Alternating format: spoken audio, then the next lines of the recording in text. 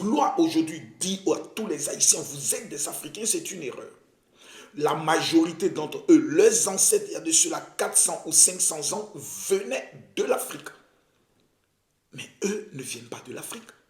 Beaucoup ont été métissés. Vous avez des Espagnols qui ont eu des enfants avec des esclaves noirs, dont les métis ont réépousé des hommes noirs, et autres. Il y a eu un mélange exceptionnel.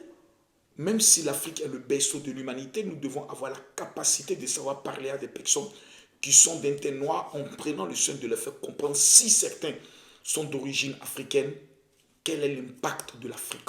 Mais nous les Africains, nous avons un énorme travail à faire d'abord sur nous-mêmes. Parce que entre nous d'abord, nous ne sommes pas solidaires. Nous ne dirons jamais aux Américains noirs, aux Beyoncé, aux Rihanna, qui encore et autres, que non, vous êtes des Africains. Mais ils vont te mettre une paire de gifles. Ils vont te dire, I am American. Et là, donc on ne va pas stresser un peuple comme l'Haïti pour essayer de les imposer à reconnaître qu'ils sont des Africains. Ce sont d'abord des humains.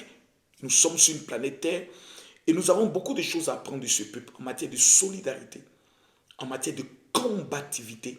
C'est près de 45 000, entre 30 et 45 000 soldats français qui ont été envoyés par, je pourrais dire, par Napoléon entre 1801 et 1803 dans le but de pouvoir ramener les Haïtiens à l'esclavage. Ils ont maté, souvent les mains nues, j'ai dit bien maté, plus de 45 000 soldats français en disant nous ne serons plus jamais esclaves. On a beaucoup de choses à apprendre de ce pays qui est aujourd'hui saboté, aujourd'hui boycotté. Aujourd'hui, tout est mis en œuvre afin que ce pays puisse rester dans le chaos total. Et c'est une stratégie impérialiste. Au-delà de ça, j'ai découvert des zones merveilleuses dans le sud, dans le nord,